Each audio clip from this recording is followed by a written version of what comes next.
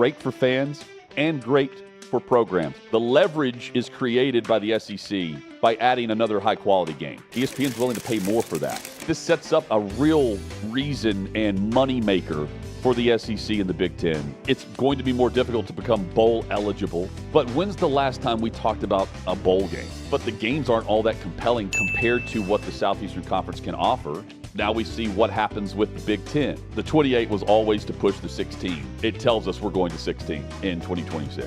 Great news, just confirming this. We are going to have individual YouTube channels for all of our great shows here across the OutKick network. For us, OutKick Hot Mic is how you follow us and subscribe on YouTube. And we certainly hope you'll do that over the weekend. We will start this on Monday, where you can check out the show, which will debut on YouTube. You join us in the chat, for instance. We're going to have that back. That'll be awesome. This allows us to do extra things for the YouTube channels, for the individual shows, which will be cool. And again, you get all the clips, highlights, and more in one location for Hot Mic in every show. OutKick Hot Mic is how you follow us. Hope you'll do that and subscribe to the OutKick Hot Mic channel as a part of the OutKick network. We'll still have great clips on the YouTube channel for OutKick as well. The SEC is headed to 9 games. And it's the same year that in 2026, we will see 16 teams participate in the college football playoff. That's no coincidence. Now, that's not confirmed yet, but earlier this week, we were discussing how the Big Ten, they were laying out this 24 or 28 team college football playoff. Chad and I were discussing, well, I think it's just a thing of, man, the 16 sounds really good compared to that. Now, with the 9-game schedule for the SEC, we will see the 16 teams get in. This is part of it. There are some qualifiers to this where you see the details on the screen for what is a part of this schedule. I keep hearing that the SEC doesn't want the automatic qualifiers, the auto bids for each of the 2 major conferences, the SEC and the Big Ten. But I think this sets up a real reason and moneymaker for the SEC and the Big Ten with the auto bids because of the 9 games and because of a 16-team playoff. The move to 9 conference games aligns with these new strength of schedule metrics, which don't ask me to explain them. I would assume that they were already using something like this to the College Football Playoff Committee, but we're talking about how they're rearranging how they define strength of schedule. That's important in this for the 9 games in the SEC, how they define strength of schedule. And with those metrics and expanding the College Football Playoff, which they meet later next month, I keep thinking it's in September already. It will be soon. They meet in about 5 weeks. The Big Ten's hosting all of the commissioners from 10 conferences plus the AD at Notre Dame.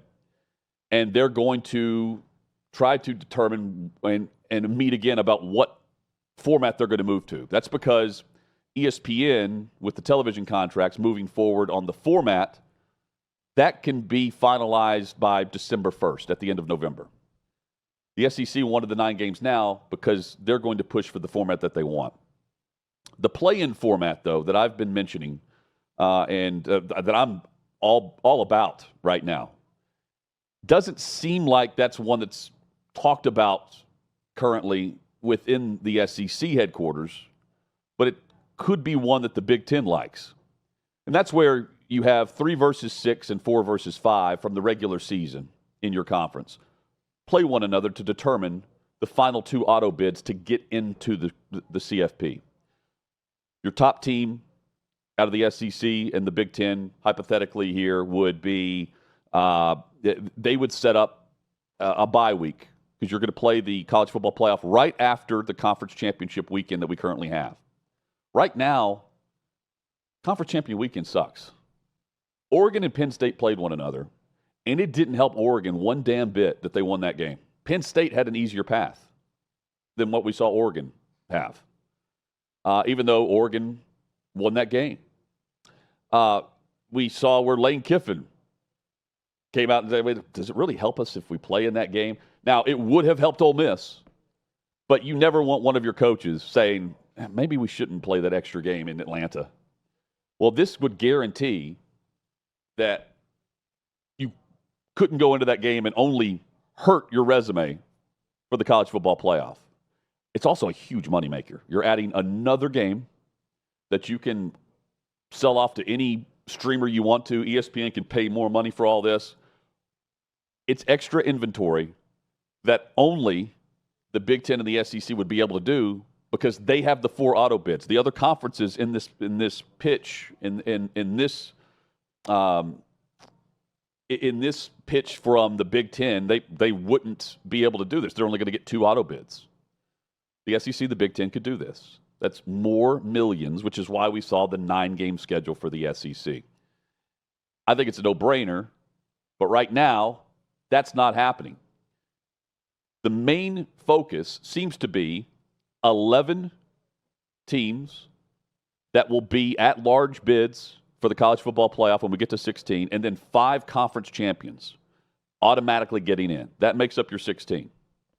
But before we get to the 16-team playoff, let's discuss why the SEC went to 9 games within the conference when they didn't have to. They were already dominating, only playing 8 conference games. Here's SEC Commissioner Greg Sankey on the Paul Feinbaum Show. Do you decide the format and then trigger your schedule off of the format? Do you decide the criteria, then follow with the schedule? Or do you take a step knowing that there's a bit of uncertainty in whatever you do? So, Paul, the announcement of the strength of schedule adjustments and I think a healthier metric being used to inform decision-making, that's an element that weighed in favor of the 9-game conference schedule being implemented. Okay. Absolutely, it helped.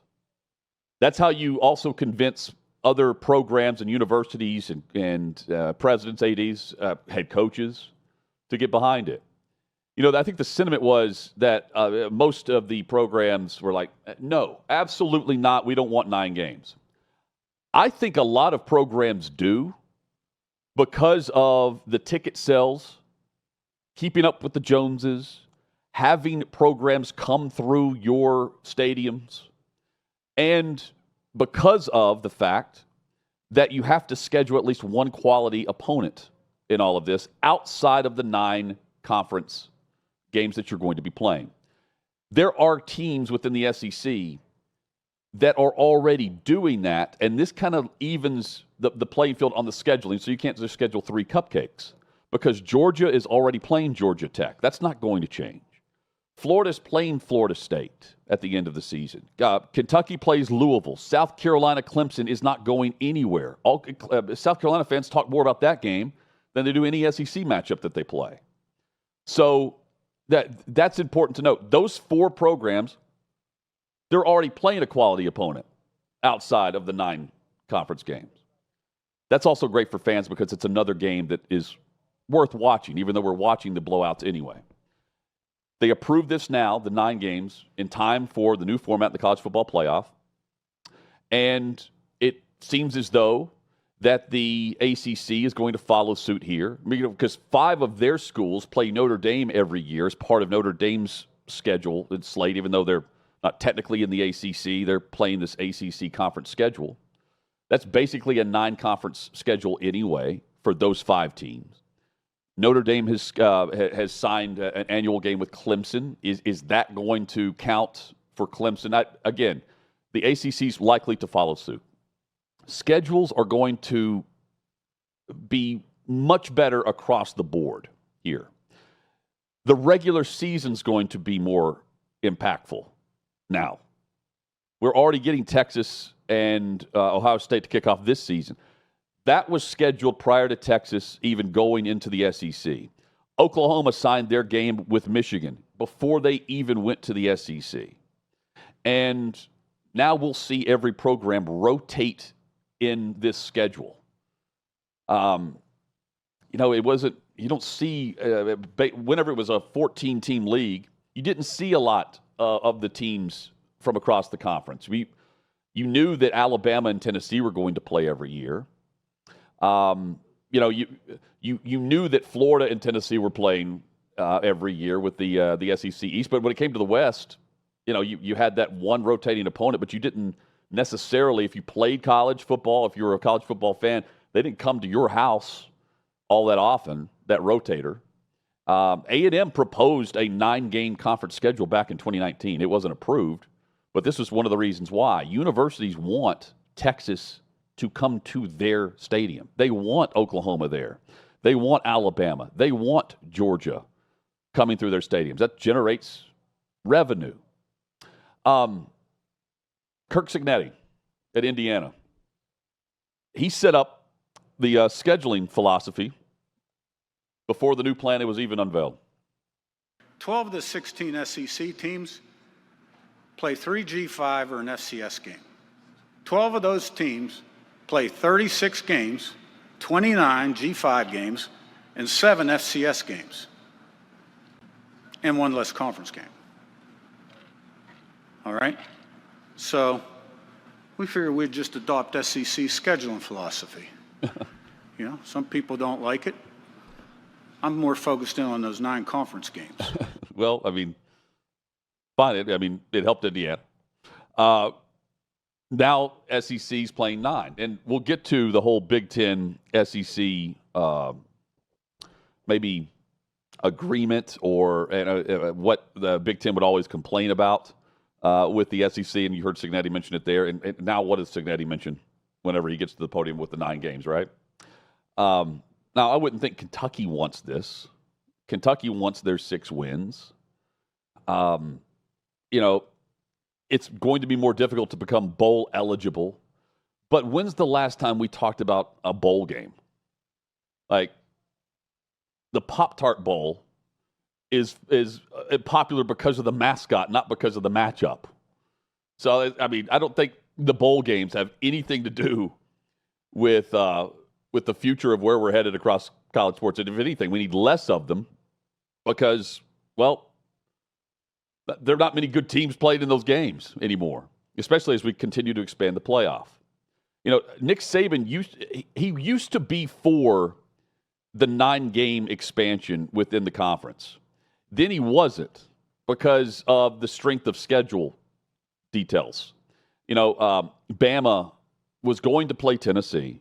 They were going to play Auburn, and then they were also going to be matched with LSU. So when you consider that 3-game slate that Bama was going to have compared to what others may be playing, what Mississippi State may be playing, for instance, it's not something you want to necessarily sign up for automatically. That strength of schedule is different. Now you have the rotators, and you still get to keep, and I think this is important, you keep the cross-conference rivalries that the fans and the schools are passionate about. But money was being left on the table because of the TV contracts. They are getting $300 million plus from ESPN, but when you see what the Big Ten's getting from Fox and CBS with their package, it's basically the same type of money for their big games.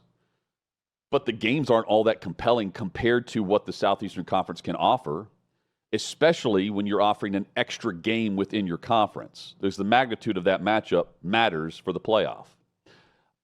You're getting that with the best games in the Big Ten, which, by the way, you can watch on Fox, Big Noon Kickoff, and they're rolling out the Fox One experience. You can now stream your favorite live sports on Fox One. So you can be there live for the biggest moments. Football is DVR proof. I don't want to watch a game on that I've recorded. Spoilers suck here. I want to watch it live. Fox One's going to allow you to do that on the move. That means NFL Sundays, college football games, NASCAR, Major League Baseball postseason, and more. With Fox One, you get it all live.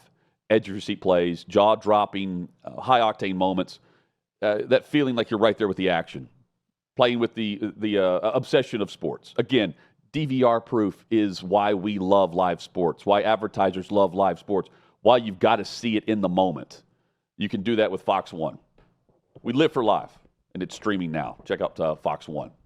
Money on the table. SEC's grabbing that back. The leverage is created by the SEC by adding another high-quality game. ESPN's willing to pay more for that. 60 to 90 million, I think, was the report by Front Office Sports a couple months ago.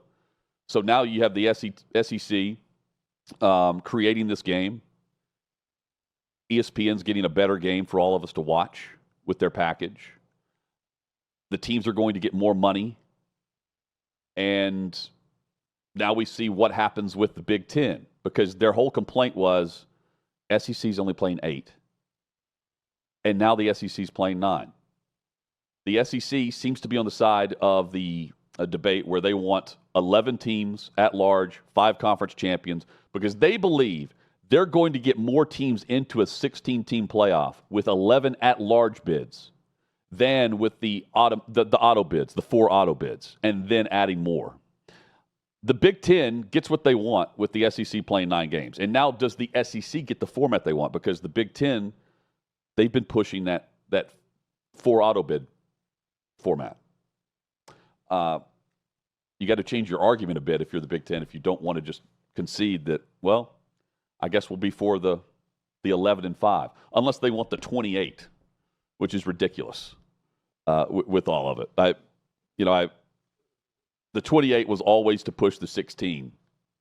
In my mind, the 9 games absolutely, to me, it tells us we're going to 16 in 2026. You can go to Athens, Georgia. The ultimate game day experience. Georgia and Alabama. OutKick's going to allow you to go there. You can win a trip to experience in the moment. Great matchup, by the way. Big time stakes, and a great atmosphere. If you've never been between the hedges, you got to do that. You scan the QR code that you're about to see on the screen, and it's Alabama, Georgia, in Athens. Travel's taken care of, all of it. You can sign up online at OutKick.com, or you can just scan this QR code. I've been hit up on social. Maybe the guys in the studio. I don't know if friends and family have seen this. I've seen DMs asking me, like, how many times can I actually sign in and put my name in the hat for this? I said I have no clue. Scan this as many times as you want to and see what happens with the QR code. And who knows? Maybe we'll be down there. Maybe Clay will be down there with Big Noon Kickoff with the bus. Who knows? This is the game that we have circled earlier in the year. And keep in mind what happened last year, what happened to Alabama when they didn't get in the playoff, and the debate about Georgia and Bama and who was better last year compared to the stakes this year. Georgia's national championship or bust. Those are the expectations. Bama, it's playoff or GTFO for the coaching staff. That seems to be the feeling in year number 2, believe it or not. But what we do know is this is impactful for the playoff and what we have right now. And it's the game of the year that everyone has circled currently. It's the ultimate game day experience through OutKick. Check it out right now at OutKick.com, or just scan the QR code for much more.